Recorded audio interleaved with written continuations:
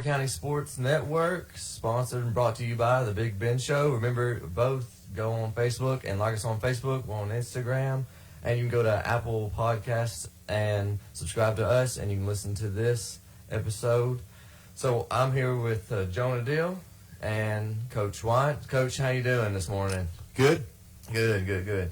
So last night we had Fayetteville High School at Fayetteville High School, and it was a tough game. It was low scoring in the beginning, and it was a hard fought. And it was a tough. Really a tough fight for us. And what was your thoughts at the end of that game? I was proud of the way the kids came back and fought in the second half. Going back and looking at it all, I don't think we showed up to play at all in the first half. Had too many missed tackles, too many missed opportunities. And against good teams, that kind of bites you, But overall, looking at it, the way our kids fought back in the second half to put us in a position to be able to win the game is huge for us moving forward. Yeah, and one of the things, the offense in the second half they got more of a routine and they started clicking more in the second half, where in the first half I noticed the penalties is that we would try to get going and then we would get a penalty and then we'd have to go back, and it would kill the momentum that we would have, and that it felt like all throughout the first half. Yep. And I don't know how many penalties there were in that first half, but there were several. I think Tabitha said first half there was around 17. 17 total for both teams, yes. 17 on each? No, or just combined. And Wow. 2 quarters of football. Yeah. That's more than we've had all year. Yes. So it was really hard, because I know there was about 3 of them that were illegal procedures, and there were some holding calls and whatnot. So in the first half, I noticed it was just really hard for us to really get anything going because of the penalties. Run around, and like I said, they had a big line, and Kyler, it was hard for him to either roll out or stay in the pocket for that time. And I noticed even if he did roll out, it was kind of hard for him to look up, look down the field, because when you're under that pressure, I mean, it's hard. It's hard for you to actually look down the field and see see what's open. Yeah, we did have a hard time blocking them at times up front, and they're extremely athletic, and if they get through there and he'd start scrambling around, they still got athletes on the back end that can catch up with you. But to your point about the offensive drives, you look at the first drive, and we're clicking right along and get the ball down in there inside the 5, and we've got a holding penalty, and then we get another one and it backs us up. So I mean, like you said, to your point, we just couldn't ever get in a rhythm offensively at all. Yeah. And honestly, City never gotten really a momentum type thing. They had that one big hit, number 3, took off wide open, but nothing really clicked for either team first half. Second half was more of an enjoyable game to watch for sure. But yeah, first half penalties kind of delayed all momentum for both teams. I mean, yeah, we did have the big break. I remember Tyler. He got a big run. And I think it was a holding. This was in the second half, and he got a good opening. But then in the second half, I was always, if we were scoring, even if we got a first down, I was thinking in my mind, is there a flag? Is there a flag? I mean, that was the thing. So first time this season, y'all went into the halftime trailing. Right. So what is the message going in there? I mean, basically my message to them was, we're going to see what we're made of in the second half. If you want to lay down, this could get ugly quick. But if you want to stay and fight and find out what type of team, we are, we could be in this thing, because we were only 2 touchdowns down at that point, 16-0. So you're 2 touchdowns down, get a stop, score again, so you're right back in it. So, I mean, I thought it told us a lot about our team to be able to fight back like that, and, to have that type of determination to do it. And you're talking about on defense, and you did make in the first quarter, I noticed, they were tackling high. You made an adjustment in the second quarter, and I felt like when they came back out for the first couple of minutes, I saw an adjustment. They were hitting lower, but back to your point, if they did try to run up the middle, there were some missed tackles and stuff. But I think in the second half, both sides clicked, and I think they got the momentum back. And there was one part when they were down, they were on their side, and we stopped them. I think we stopped the run. They got a 4 or 5 yard loss at one point, and then it was after that. I think we scored the next time we got the. It was a 62-yard throw To Scruggs. to Scruggs. Yeah. Oh, it was Scruggs. Yeah, the camera. Yeah. Yeah. It was a little slow on that one, but yeah. The camera gang got a little excited on that one. Yeah, he did. Yeah. You got to move the camera some, you know. Hey, you it's can't hard forget the sometimes. pitch. When you're watching on a little bitty screen and it's happening in person, it's easy to go, Yeah. Oh, Dude. Yeah, I do it all the time. yeah, I do But, too. we have Eagleville Right. on Friday, 7 p.m. So what is the strategy, and what are you guys going to be working on for that game this week? I mean, first off, we have to fix the things that are on us, you know, as coaches and players. We've got to go back and look at the game from Friday and see what hurt us, you know, what schemes we were doing defensively that put us in bad positions, as me as a coach. So we've got to fix us first, and that's what I told our coaches last night before we left the office. You know, I'm not really worried about Eagleville right now. I'm worried about us. So that's what we've got to do, is go back to the basics a little bit and fix us. And my thing, Moore County is very, very, very involved right now in supporting this team, and I love that. But last night was a game. It was a very big game because now whoever wins it's leading in the region. But we still have 3 to 4 more region games.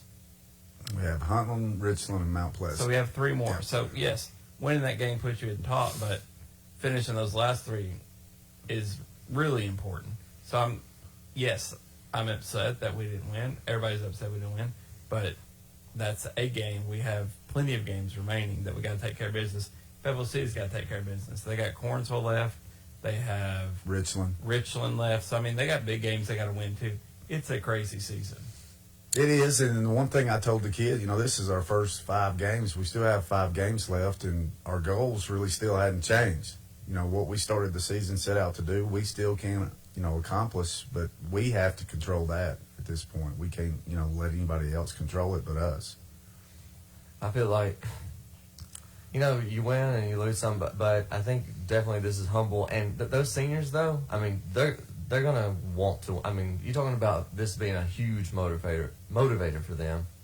I mean, they're definitely going to get out, and I expect against Eagleville to see that hunger. I mean, sometimes you got this humbles. A loss like this, it'll humble you, and I'm just proud of the way they came back. Yes. Because in the first half, it was Ugly. Yes. How did you make the adjustments to stop the trap? I mean, what adjustments? As far as in the second half, yeah, I mean, we jumped into a different front, which we probably should have jumped in it earlier in the first half, but I wasn't sure we could get lined up in it. And really just challenge the kids, man to man to step up and play. And, in the first half, we probably had 7 or 8 tackles in the backfield that we don't wrap up and run our feet. We think we're going to take them down just by hitting them. And, Right. Against good athletes, that's not going to happen. So, the adjustment was on us to play a little harder, be in a better scheme. And, we did that. And, good things happened at some key times. And I didn't see many turnovers. Were there many? We threw an I didn't interception. notice that. and- Well, yeah. If you want They to call fumbled it it. a one-hopper, but Oh, yeah. you It go back and see it on definitely was film. But still, that's probably a ball Tyler should, Absolutely. try to catch. But and then I guess they had a fumble on the kickoff that Blake Bradford caused. Great effort, get downfield on the kickoff team, and Caden was able to come up with it. So, and to go back to your point about us in the game, I told them all week that the perception was going to be different. You know, that we were now the hunted. You know, we're not sneaking up on anybody, and I think that showed in the first half early on in the first 7 or 8 minutes. You know, how do you explain that to them though? Because as an adult, you've seen it, you've played in it, and you know, I'm sure you've been the hunted, and then you're the leader, and then now as a coach, you've seen it in both ways, on and off the field. So how do you get that? How do you try to communicate that to them? Well, you try to preach it to them as much as you can. That, you know, listen, you're going to get everybody's best effort, and you've got to match their intensity right out the gate, just like we were in those first 4 Right. games. You know, we were on fire in Cornersville early. You know, Community, Cascade, and you know, Forest. You know, and now you're going to get that effort from everybody, and you can't just sit back and say, I'm going to play hard. You got to go a little bit above that and match their intensity. And so do you think that pressure kind of hit us on that first half? Because we had some uncharacteristic drops. Tyler's, Caden's, across the middle, I think it was Braden dropped one. Like, uncharacteristic drops. I don't know if I'd say it was pressure that got to us. I think that, you know, for the first time all year, they saw a team that was hungry to get after them and beat them. Gotcha. And, you know, and they realized I'm in a dogfight now, and, you know, you got to flip that switch, and sometimes it takes a little longer to flip. And, you know, for us, unfortunately, we didn't flip it till the second half. But, you know, that's a credit to Fayetteville City and how hard their kids came out and wanted to win. In which I think it's the first time we've taken the field this year and not been the faster team. Probably And right. I didn't realize it until, let me see what that kid's name was real quick. Number 3. KJ Jackson. When he hit that hole and Caden was tracking him, I was like, all right, he's 20-yard run, we're good. And then the kid just like shifted gears. And Caden was like, okay. Yeah. Well, I mean, part of that was, you know, we should have shifted over. Once they went in motion, Caden should have shifted over more to the weak side, and he would have had a lot better angle. You know, we actually had a stunt called for a player to be in B gap and a player coming off the edge in C gap. And when you go back and look at film, the B gap player is out in C gap. Right. So, I mean, you know, it's a culmination of things, but that kid's he's going to be a heck of a player. He's just a freshman. Just a freshman, Yeah. yes. So he's, you know, we're going to have to play him 3 more years, unfortunately. Yeah, I mean, And I mean, let's just focus on us for. they did have senior night, so we got to kind of see how many seniors they had. Yeah. Unfortunately, the ones that were making the plays were not the seniors. BG got a text. Oh. Oh gosh, take calls. All right, well, we can try. We'll try to do that. Hang on, but I don't know the stats. Do you? I know you have some stats with you. I tried finding mine and on the computer, and I Yeah. couldn't. I've got have our any- stats. Yeah, from, you know, yeah, from our game. stats. I'd Yeah, our rather not stats. Look at Yeah, Fayetteville that's City what- stats. Yeah, It's I, a little yeah. We're not going disheartening. to worry about. I don't need to worry about Fayetteville City right now. You know, Kyler, he was 20 of 35 for 176 yards, 1 TD and 1 interception. You know, but what he did doesn't show up on the stat No. sheet. I mean, as hard as he played, you know, he didn't practice really up until Thursday. You know, he had the shoulder issue and he couldn't throw the ball. So, you know, the way he scrambled around and took some shots, I mean, he kind of put us on his back, you know, back a couple times, and we just had to ride with him. So, That 4th and 12, yes. that was pure guts. And Wait, I- boy, hang on. You're talking about the. Oh When he ran yeah, that 4th and dude, 12. Parker. Yes. Yeah, Yeah. yeah. That was amazing. So shoulder wise, is he? He's probably going to be a little sore today, but I think, you know, he realizes he's got to get back in there and practice and, you know, and get reps. And he's probably getting treatment today, if I know him, and doing everything that he did last week to kind of just to get ahead of this so he is able to practice, you know, and just get more reps and be in tune with what we're doing on offense. Is 35 passes something that you are looking for in an offense, or do we want that number lower? I would rather have it lower. I mean, that's a lot. I'd rather be able to run the ball, but we didn't have much success doing that. And if you there's no sense in beating your head against the wall if you don't have to.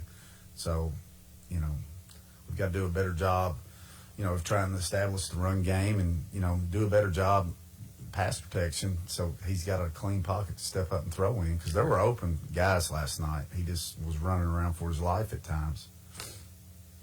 All right, well, at this time, we're going to try to take in some calls, man, here on the Moore County Sports Network. So we got some. All right, you get ready for this. Yeah, you get ready to do all this, do what you do. So, dude, you ready? Hang on. Yeah, hang on. Turn yours up, though. Hang on. It's Bradley Dye, in case anybody's in suspense. Yes, all right. All right, you ready? Is that where we're at? Where we at? Yeah, you're on, man.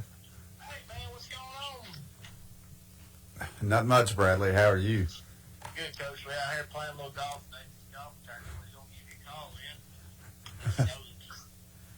We played a good game last night. We got to keep our feet running and tapping through, like you said.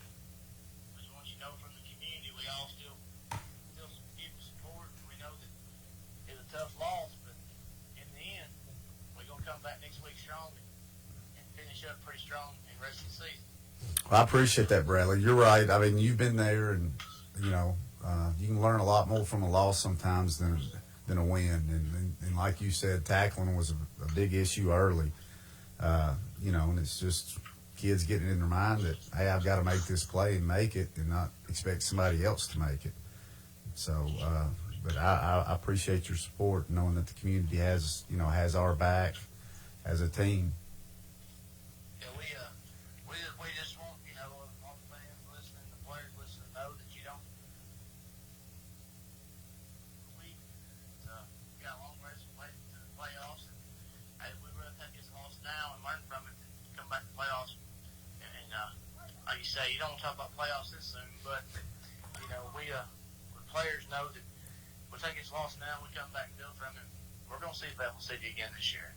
Yeah, I mean, I agree with that. We lost the battle, but we lost the battle, but the war's still going. That's right. That's right. And the one thing I told our coaches, every loss is tough, but at least this one doesn't end our season, and we can get better from it. We got 5 more games to play after a loss, so we just got to keep getting better. All right, Bradley. Thanks so much, man, for calling. Thanks, Bradley. All right. Man, that was pretty cool. Yeah, that was pretty cool. Yeah, if you are interested in calling on here, let's see. You can go on the Big Ben Show, and I would think my phone number's on here. Text me first, because I'm not gonna just randomly. Oh yeah, we got a caller right here. Here we go. You about to get some students' phone calls? Hey, Mr. Ben. What are we doing in science today? Oh my God. Call him. Don't call me. Oh yeah. Look, we already started something. The community, though, is still like him. We're all still behind you and still excited. And even though we took a loss last night, I'm even more excited for this next game to see how we come out, because I know we're going to come out. We're going to come out hot. We're going to come out excellent. And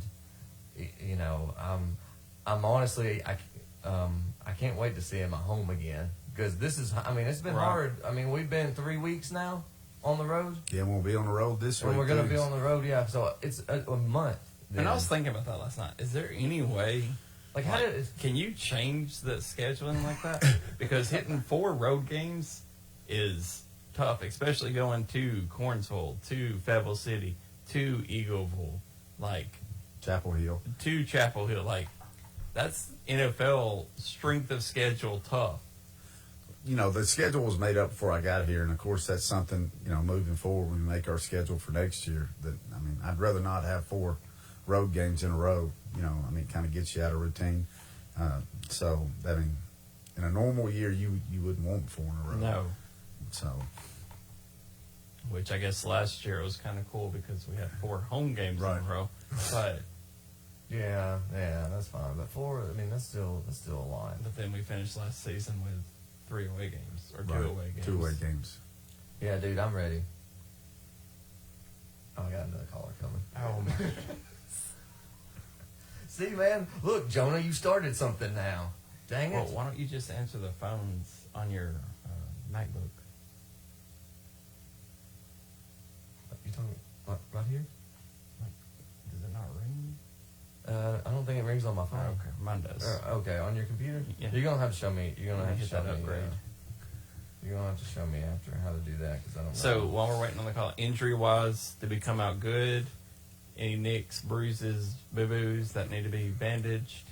I mean, I think we'll have some, kids banged up. I know I've got one right now that, could have a broken hand. They can put a cast on it and he can still play. If that's all it is. I mean, I don't know. I've got to call him when I leave here and see what the extent of that is, and we've got some bruised shoulders, and some cuts that probably needed stitches last night that didn't get stitched, so I'm going to have to deal with that in a couple hours. And, it's a physical game. They were a physical team, so, I mean, I'm sure we've got some players walking around this morning, sore and limping around, but, we'll see on Monday. And we had a comment from Regina Preston saying, Moore County travels wherever the team goes. Always support our team. We are going to Eagleville. And I know earlier in the season they had a ticket limit. Do you know? I haven't talked to Josh. Do you know if that ticket limit is still there? As far as yesterday goes, the ticket limit is still there at 100. I talked to Coach Walker yesterday. He was going to talk to his AD because he knows we travel well and the amount of support we get. He was going to talk to his AD and he was going to ask for 200, hoping we got another 50 extra. Gotcha. So, I'm going to have to throw that out there early on Monday to our players and have a response back by Tuesday of, whose parents are going, who's not. Here's your number of tickets. If you're not using them, Right. I've got to know it by that day. So, you got cheerleaders' parents, you got, other people and other community members that want to go watch us play. So, if we have an opportunity to allow it, we're going to try to do our best. So Gotcha. it's the parents first and then the community? Is that how that Yes. works? Yes. Okay. All right. So we got another caller in here. Are you ready? Yeah, I got you. All right, bro. All right, I got Daniel McGee on the phone with me. Hey, how's it going, Coach? Yeah, former MCH football player and band. And band They member. did it at the same time, man. Look at that. Yeah, only. Go on, Daniel. Hey, how's it going, Coach? I watched the game last night all the way down here in Fort Benning, and man, that was really exciting. Our kids, they played a heck of a game. They did. They came back and responded in the second half, just like you'd want a team to. And, it's just a shame we couldn't put it together in the first half to get things rolling. But I was extremely proud of their effort and, and the heart to try to come back and put yourself in a position to win a game like that. Yeah, that's real tough. I like the adjustments that you guys did. I noticed they're pulling 2 guards and also running a couple trap plays. And I think by the second quarter you already adjusted. You talked about that earlier, shifting your line or showing a different front. But man, what's really messed up, and it got me angry that 1 second left on the clock last night. What's up about that, man? I mean, I wish we had replay at times in high school football, but we don't. And, Braden was handing the official the ball with 1 second left, and I guess he thought the game was over, and they went and had a conference about it. And, when you're playing on the road like that, you're not going to get questionable calls that can go either way. And, it doesn't come down to that. We should have put ourselves in a position long before that to have a chance to win. But, it's just one of those things you got to live and learn by. And, and as far as moving forward in practice, we've got to practice that. If we have to throw it over the middle with, a 1 timeout left, you got to catch it and get down, and we've got to start calling a timeout. You can't scramble. You can't, Right. So that's something on us as coaches because we've done a 2-minute drill, but we hadn't put ourselves in that situation in practice, and that's, a learning point moving forward. Yeah, I think you're 100% right, Coach. It just from back at home watching on TV, it looked like you had at least 2 seconds left on the clock, and I don't know if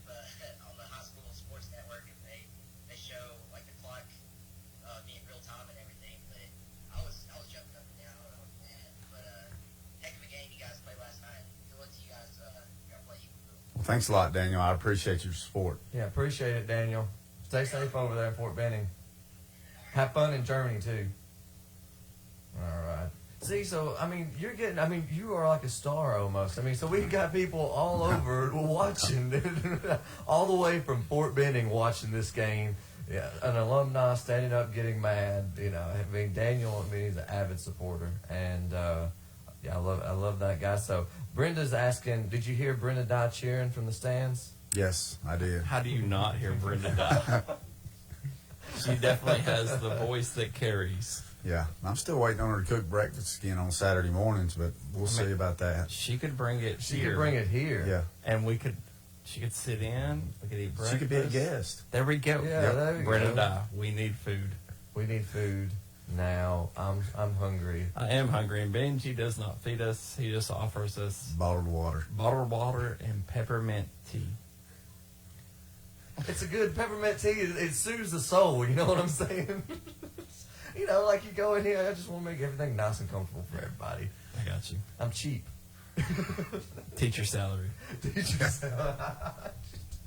Yeah. So I think moving forward, like you said, I really like what you said about not as much as focusing on Eagle as much as focusing on what we need to do this week and what we need to prepare and focus on and look at, the mistakes that we made and the things that we did right, the adjustments that we got right, and then go from there. Right.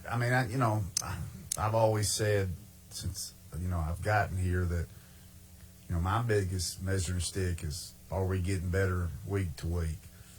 Correct. And if we're not, then Right. that's on us as coaches. We should get better week to week. And, when you don't do that, you have to go back and look at what you did at practice, week before and have to change some things up. And, for us to get better moving forward, we just got to get better each day we're out there at practice, on us as coaches and players.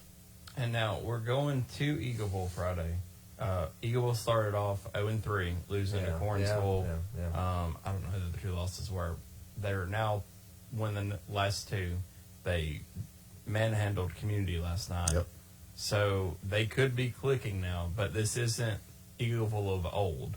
They've lost a lot of playmakers, quarterbacks over the years. So offensively, what are we walking into? Obviously, I'm going to go and let you know, they're going to run a Wildcat at some point in the game. So if they do throw it, I promise you they're going to run it at some point. So what do you know offensively that we're going to walk into here? As far as what we're going to face on defense? Yes. You look at their Cornersville game and their score, and it's not, it's 21-13 there late or 21-14 late in the fourth.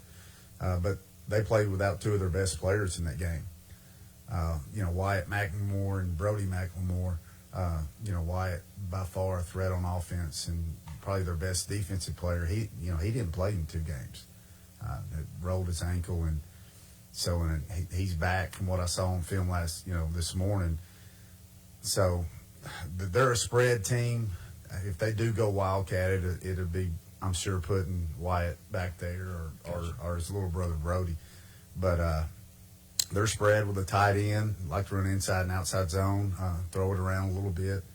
You're pretty good up front. So, there again, we just got to work on getting lined up and playing as hard as we can when the ball's snapped and doing our job on defense. Offensively, our offense, they're a 3-4, quarters coverage, like to spin to cover 3 quite a bit. That's what we'll have to, practice against all week in practice there. So, it should be a good week of practice for us to work on us and get better. It's all things that we've seen, so I'm looking forward to get back out there on Monday and get this taste Absolutely. out of our mouth. Yeah, exactly. Yeah, weekend's always the worst after a loss because you're like, I just need to do something.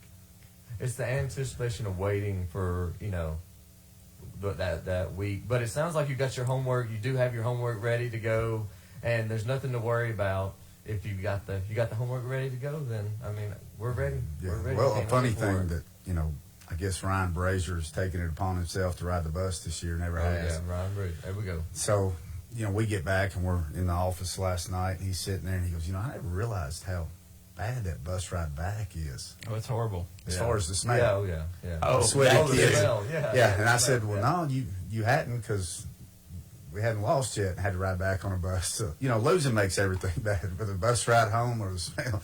But I just thought that was funny that clicked in his head. Well, I'm sitting on the sideline and just watching adults' reaction to a loss is like mind-boggling, because we're not even involved in the game. Like, we have no control over what happened. Dude, I was jumping up and down at my grandparents. Right. I was watching it at the game. Yeah, I was watching it, and they're just like staring at me. I'm like in front of the TV, just like, come on. And So I had these Sophie are- right here, like, right. come on, let's go. These Well, are- that's the beauty about where we live and how our community is, Yeah. is that everybody is so emotionally involved, because, whether you got cousins, Right. nephews, Yeah.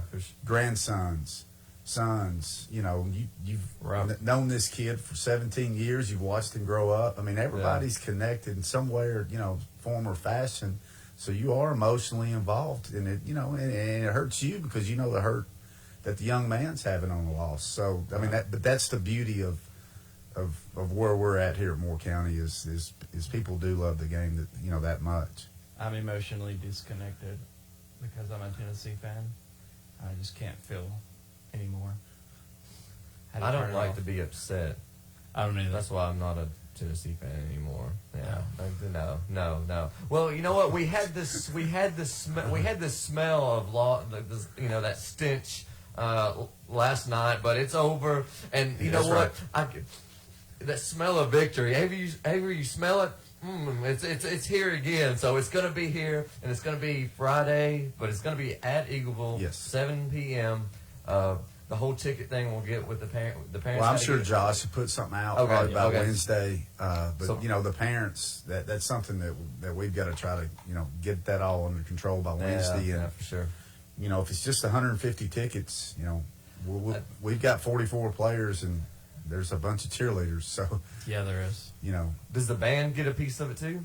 the band doesn't The travel. band? Oh, the band doesn't travel. Okay, No. okay. So here's where I insert the plug. If you can't make it to the game, it will be live streamed on NFHS. And yes, you need to subscribe to it. Seriously, I do. I mean, I watch it, at home, and you can listen to Joe Abraham, and It's either me or my brother that gets up there. Depends on how many steps that Jonah has to get toted up to get to the press box. So it's That's either right. me or Josh. yeah, and they do an amazing job. And that money they go goes far by. back to my program. Oh, does it really? Yes. Oh, cool. Tito cool, Slade cool. chops off like $3, and the rest is donated back to my broadcasting. That's Awesome, why we have awesome. nice, pretty things. Awesome. Yeah, it is. You do have nice. Yeah, awesome. All right, Coach. Thank you so much for coming on. Jonah, Avery, thank you guys so much. You're listening to Moore County Sports Network. Thank you, guys. Thank you.